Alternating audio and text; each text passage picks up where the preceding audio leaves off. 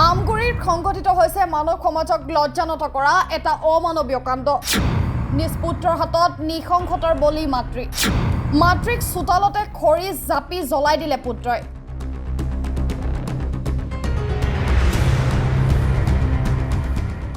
আমগুৰিৰ চামগুৰি ৰজাবাম গাঁৱত নিশা সংঘটিত হয় এক অমানৱীয় কাণ্ড। পুত্ৰৰ হাতত প্ৰাণ গ'ল জন্মদাত্ৰী মাতৃৰ। পুত্ৰই নিজ হাতেৰে জ্বলাই দিলে জন্মদাত্ৰী মাতৃক।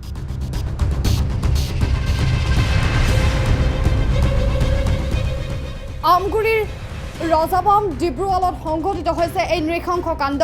মানস গগৈ নামৰ পাখণ্ডটোৰ নৃশংসতাৰ বলি হ'ল বীণা গগৈ ওৰফে মেলেঙনি নামৰ মাতৃগৰাকী। ৬০ বছৰীয়া বৃদ্ধগৰাকীক চোতালতে খৰি চাপি জ্বলাই দিলে পুত্ৰই।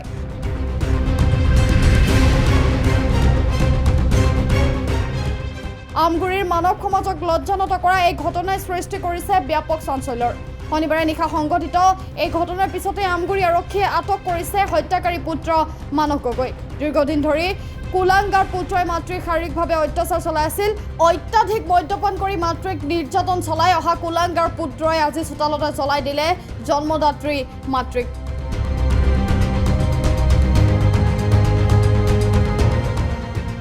নিশা সংঘটিত এই ঘটনাৰ পিছতে স্থানীয় লোকে আমগুৰি আৰক্ষীক খবৰ দিয়ে। আমগুৰি আৰক্ষী ঘটনাস্থলীত উপস্থিত হৈ হত্যাকাৰী পুত্ৰক আটক কৰে।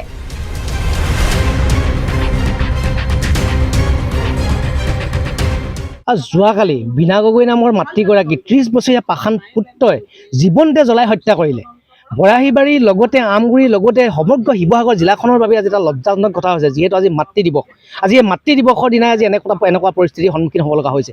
গোটেই কথাটো হ'ল যে এই যে পুত্ৰই মাতৃক হত্যা কৰিলে, গোটেই এই ব্যৱস্থাটো এইটো প্ৰথম নহয়, আগতেও ইয়াত তেনেকুৱা ধৰণৰ ঘটনা ঘটি গৈছে। আৰু এই গোটেই ব্যৱস্থাটো হৈছে অত্যাধিক মদ্যপান।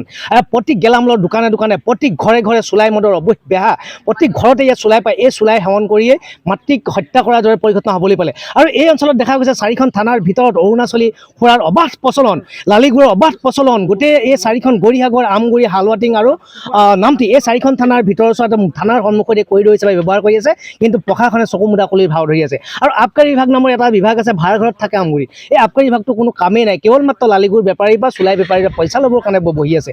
এই যে গোটেই অত্যাধিক মদ্যপানৰ পৰা গ্ৰাম্য অঞ্চলৰ যে যি এই পৰিস্থিতি কি হ'লে যে পুত্ৰই মাতৃক হত্যা কৰাৰ দৰে ঘটনা হৈছে, এই 4খন থানাই কিন্তু নাজানে, আবকাৰী বিভাগে নাজানে। কেৱল মাত্ৰ তেওঁলোকে মানুহ এটা যেতিয়া হত্যা হয়, মানুহ যেতিয়া মাৰপিট হয়, তেতিয়া থানাই আহি পেলাই লৈ যায়।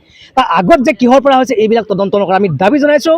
শিৱসাগৰ আৰক্ষী অধীক্ষক, শিৱসাগৰ আবকাৰী অধীক্ষকৰ নেতৃত্বত আমগুৰি, গৰিসাগৰ, নামটি আৰু হালটিং থানাৰ এই থানাকেইখনৰ অন্তৰ্গত চলি থকা অৰুণাচলী মদৰ বেহা, লালিগুৰৰ বেহা আৰু চুলাই মদৰ বেহা বন্ধ হওক।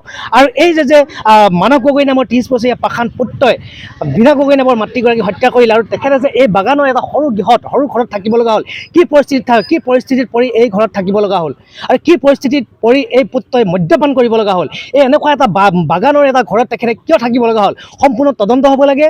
তদন্ত হৈ দুখীয়া উচিত শাস্তি পাব লাগে। দিনা এইটো এটা হৃদয় বিদায়ক ঘটনা। বহুত আৱেগিক হৈ পৰিছোঁ। এটা পশুৱে নিজৰ মাতৃক জীৱনতে যোৱা ৰাতি জ্বলাই দিলে। আৰু এই পশুপুত্ৰক আমি ফাঁচি দিবলৈ চৰকাৰক অনুৰোধ জনাইছোঁ। লগতে এই যে হত্যাকাণ্ডটো হ'ল, সেই ঘটনাটো ভালদৰে উচিত তদন্ত কৰিবলৈ আৰক্ষীক অনুৰোধ জনাইছোঁ। যিহেতু এই ঘটনা কিয় হ'বলৈ পালে, তেখেতসকলৰ পিতৃঘৰ ক'ত, এই পিতৃঘৰ পৰা সেই জৰাজীৰ্ণ ঘৰটোত কিয় থাকিব লগা হ'ল, কি এই গোটেই সমগ্ৰ ঘটনাটো আমি এটা ৰহস্যাৱদ্ধ। সেইকাৰণে এইটো আমি উচিত তদন্ত বিচাৰিছোঁ। লগতে আমি এই ক্ষেত্ৰত এই ঘটনাটো ঘটিবলৈ পালে মাদক দ্ৰব্যৰ প্ৰচলনৰ বাবে, আৰু আমাৰ বিশেষকৈ গাঁওসমূহত, আমাৰ আমগুৰি যিটো সমষ্টিত এনেধৰণে মদৰ প্ৰচলন হৈছে, আৰু ঘটিব এনে ঘটনা। আৰু সেয়েহে অবৈধ ঘাটিসমূহ আমি বন্ধ কৰিবলৈ লগতে যিসকলে এই ব্যৱসায়টো কৰে তেখেতলোকক উচিত শাস্তি দিবৰ বাবে আমি চৰকাৰক অনুৰোধ জনাইছোঁ। কাৰণ এগৰাকী মাতৃ নহয়, প্ৰায় মহিলাসকলে এই মানসিক আৰু শাৰীৰিক নিৰ্যাতন ভুগি আছে। আমাৰ শিশুসকলে পঢ়াৰ সময়ত ভালদৰে পঢ়িব নোৱাৰে। পিতৃ মাদক দ্ৰব্য খাই ঘৰত যিখিনি অত্যাচাৰ কৰেগৈ, তাৰ পৰা আমাৰ শিশুসকলেও ভালদৰে পঢ়িব পৰা নাই। সেইকাৰণে আমি ভাবোঁ যে মাদক দ্ৰব্য বন্ধ কৰাৰ ক্ষেত্ৰত প্ৰশাসনে দৃষ্টি দিয়ক, তেখেতসকল নীৰৱ হৈ নাথাকিব। আমাৰ তেখেতসকলে যেতিয়া আমাৰ ৰাইজৰ বাবে কাম কৰিবলৈ ওলাই আহিছে, ৰাইজৰ হিতৰ কাৰণে কাম কৰক। এইডোখৰত একুৰা জুই জ্বলি থকা অৱস্থাত এজন বাইক আৰোহীয়ে মোৰ মানে আমাৰ নামঘৰ পৰিচালনাৰ আজি ভাওনা ৰিহাৰ্চেল কৰি থকা অৱস্থাত তেখেতে গৈ মোক মানে ক'লে সেই তাত একুৰা জুই জ্বলি আছে, গতিকেলৈ আপুনি এবাৰ চেক কৰি আহক। আহি মই ইয়াত দেখিছোঁ মানে তেওঁ পুতেকে তাত মানে এডাল লাঠি লৈ জুই কোৱাত লৈ পিনে এগৰাকী সেই তেওঁ মাতৃয়ে হ'ব বুলি সম্ভৱ কৰি মই চালোঁ। চাই আহি মই তেওঁক একো প্ৰশ্ন নকৰি আকৌ আহি মই তেওঁক দুনাই প্ৰশ্ন কৰিছোঁ যে মানস এইটো কি কৰিছ তই? বোলে মোৰ মাক বোলে মই জ্বলাই দিছোঁ। কিয় জ্বলালি তই মাক? নহয় বোলে মা জ্বলাই দিছোঁ বোলে। বোলে তই কিয় কাৰণে জ্বলালি? মই জ্বলাই দিছোঁ। ইমানে কোৱাৰ পাছত মই আৰু তৰ্ক নকৰি ৰিটাৰ্ণ ঘূৰি মই প্ৰশাসনক খবৰ দিছোঁ। কাৰণ কিয়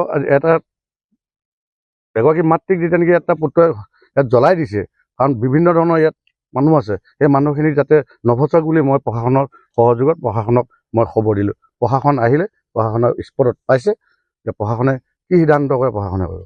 এইটো দেখা নাই, কিন্তু জুই জ্বলি থকা অৱস্থাত পাইছোঁ। পুতেক ওচৰতে ৰৈ আছে। সম্পূৰ্ণ জ্বলাইলে দেখিছে আপোনালোকে।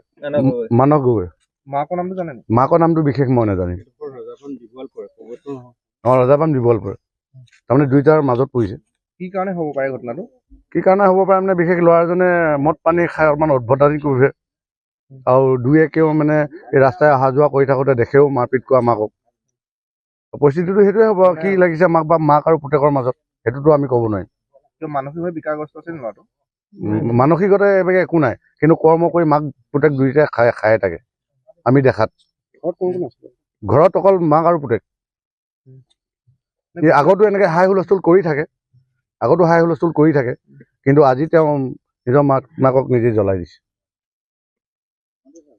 মানে কি কেনেকে জ্বলালে কি কৰিলে, কিন্তু জুই কোৱা জ্বলি থকা অৱস্থাতে আমি পাইছোঁ। ইভাগে একো আমি গম নাপাওঁ। জ্বলি থকা অৱস্থাত দেখিছোঁ, দেখি আমি লগালগ প্ৰশাসনক সহযোগ কৰি প্ৰশাসনক মাতি আনি আৰু প্ৰশাসনে স্পটত পাইছে, আৰু পাই ল'ৰাটোক লগে লগে ধৰি প্ৰশাসনে জব্দ কৰিছে।